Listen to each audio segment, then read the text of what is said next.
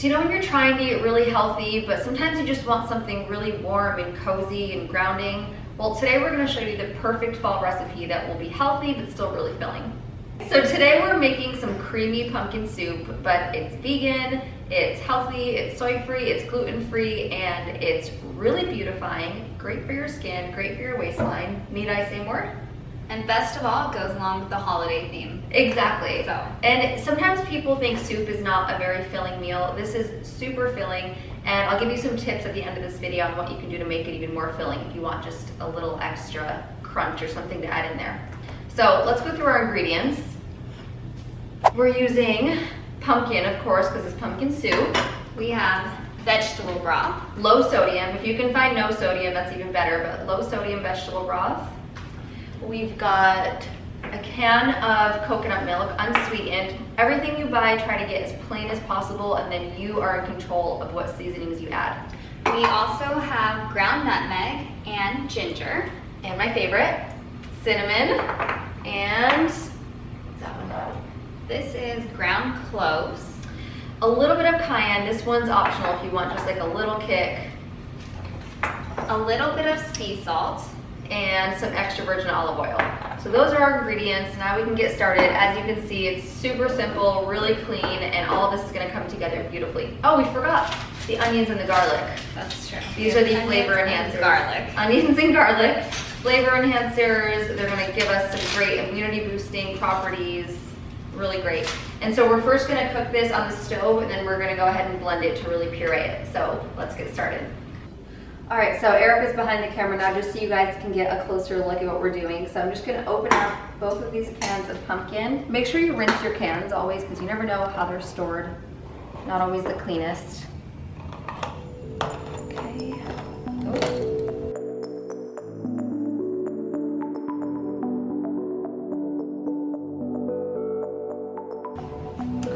All right, we got the vegetable broth set aside.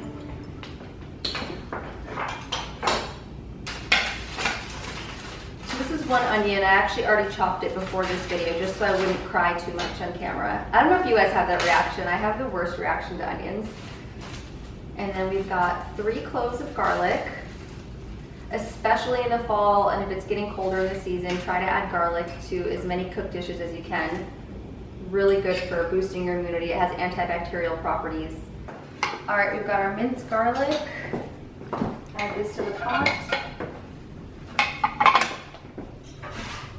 Add the medium onion.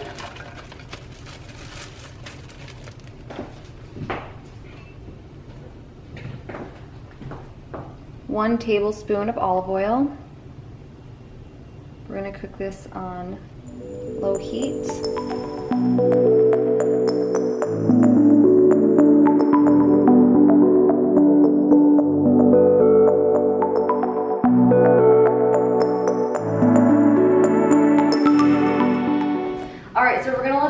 For just 3 to 5 minutes, and then we're going to add the pumpkin and we're going to add the veggie broth. So while that's cooking, let's just go over some quick health and beauty tips for pumpkin. So one of my favorite things, which most people wouldn't know, is that pumpkin is full of water. It's actually 90% water content. So this is amazing for hydration. It's almost like up there with watermelon.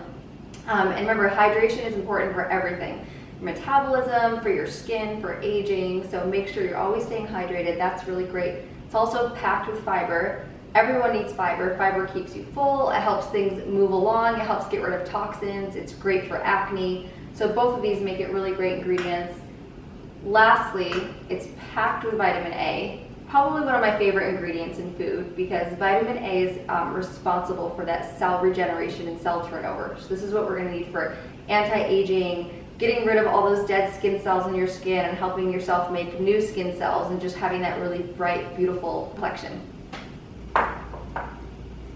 So this veggie stock, I'm sure every vegetable stock is a little different. It's just a mix of vegetables. This one's water, carrot, onion, celery, sea salt, pear. Pretty good. When this is done,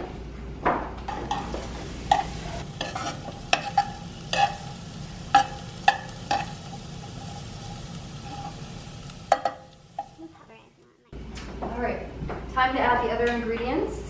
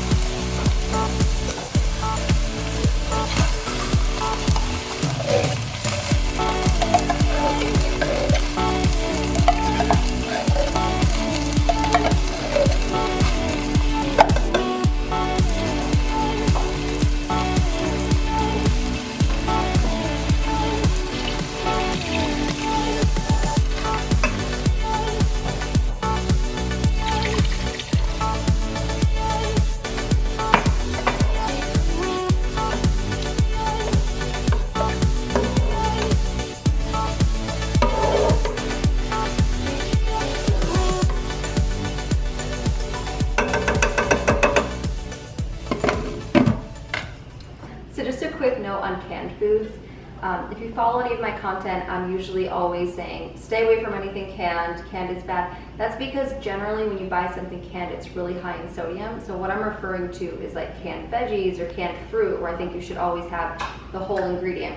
But if it's something like a puree, you look and the only ingredient is pumpkin and there's no added salts or sugars, then it's okay. So when it comes to veggies and things, stick to the whole food, but sometimes it's okay. So the coconut milk is what's going to make it really creamy. This is a big misconception where some people think that vegan or plant-based food can't be creamy and rich and thick in texture, but coconut milk is perfect for that. And usually when you buy it canned, it's a little bit thicker. So it's great for soups, it's great for desserts, healthy fats, great for your hair, great for your skin. I love coconut.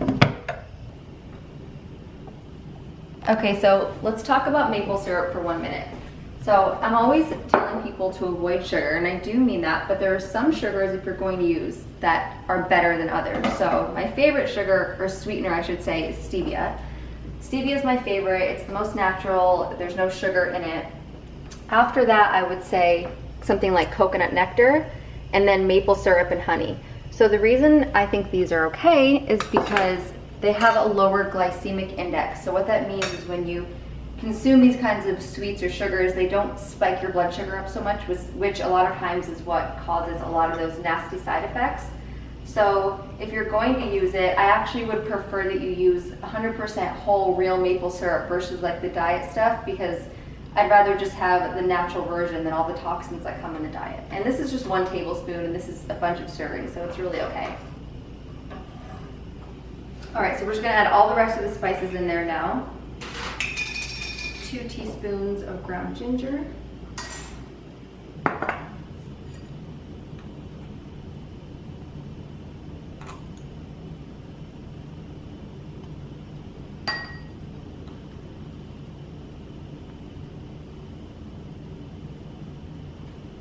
Okay. So we're adding half a teaspoon of cinnamon. I love cinnamon. If there's any spice, it's my favorite. If I had to pick one, it's cinnamon. It's because it adds almost a sweetness to food that where you think you're eating sugar and you're not. I put it in my coffee, I put it in my oatmeal. Not only does it add kind of a cozy sweetness, but it also helps regulate your blood sugar while you're eating it, which is really cool. So it's kind of a double positive there. So the more cinnamon you can add to anything you want, the better. What's this? This is ground nutmeg. How much? Got 1/4 teaspoon. You guys, I think you should consider nutmeg more. I think sometimes it's like a neglected spice. People forget about nutmeg. It's probably in a lot of those, like holiday cookies you like, or even like the pumpkin spice lattes. It really gives a really cozy seasonal flavor to food. So I would even try adding this in your oatmeal or coffee. Anything you can do to not have those sweetened syrups that you get out is better. So this combo right here, the nutmeg, the cinnamon, and the ginger, those are really great. All right, now we're gonna add this little bowl of spices over here.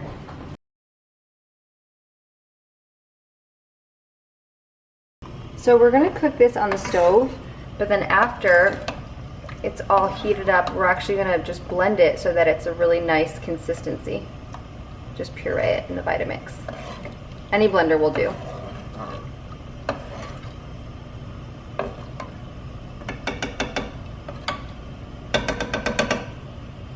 The last thing was a teaspoon of sea salt. I actually have a hard time with this one because I get this sea salt that you have to grind out. So it's hard to get an actual teaspoon, so I just do a little dash. If you're going to use salt, make sure you're always using sea salt, Himalayan salt, sea salt. It's much better, it's packed with more minerals, so never use table salt. There, just a little. If you don't know why you should avoid salt, just a quick rule to remember: water follows salt. It's the rules of osmosis. It's what we learned in like 8th grade science. Water follows salt, so if you're eating salty food, you might wake up the next day with kind of a bloated face, bloated stomach. It's almost like false water weight, so try to avoid it if you can, but sea salt's okay. So we're gonna let that cook for 20 minutes just until it like thickens up a little bit, and then we're gonna just slightly let it cool, blend it in the blender, and then we're done. All right, so it's been a little over 20 minutes, and really not much is gonna happen to this because there's obviously nothing that really needs to cook through, but it just got a little bit thicker, you can see. So now all I'm gonna do is take this and add it to the blender. Doing this over the sink because I do not wanna spill.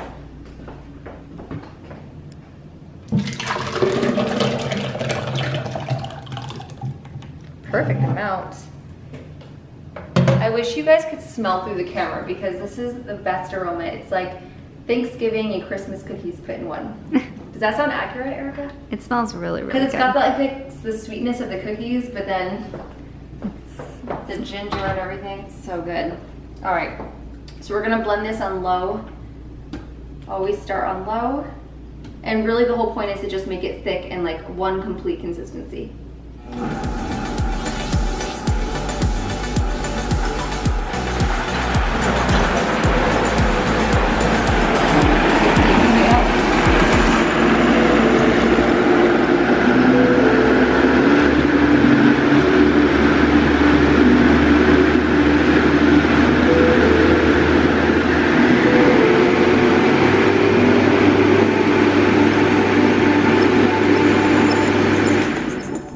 That was what, like 30, 45 seconds? I'd say like 30. 30, let's see.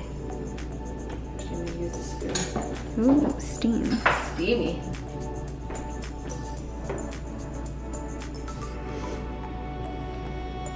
Oh my god, I think it got better after we blended it.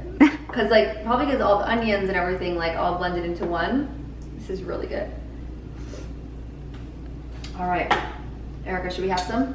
Yes, please. It's time for the soup. This is so good.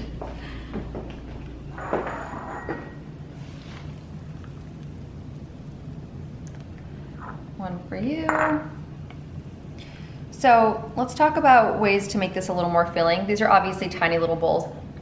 You could, I would, say you could have as much of this as you want because it's so healthy. But one thing you could do if you want this soup to be a little thicker is add avocado once you get it into the blender. It would mix really well, and it might even give it even more of that creaminess. If you don't want to do that, you can also have crackers. I love gluten-free crackers in soup. It's kind of the same concept as, what is it, croutons that people put on? Mm-hmm. It's putting on the croutons, but it's so much healthier. You can just dip it in. You can top this with different like pumpkin seeds or sunflower seeds.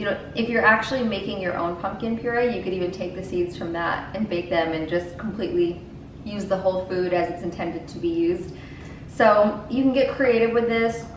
You could even top it with a little coconut cream, anything you want, but that's it. This is so amazing and it smells so good. Honestly, you guys, try this for yourself, for your family. It'll leave a really great aroma in the air in your home. It's so healthy and it's just an overall great dish for fall. If you guys like this recipe, please like the video and subscribe to my channel and leave any comments and let me know what else you want me to film.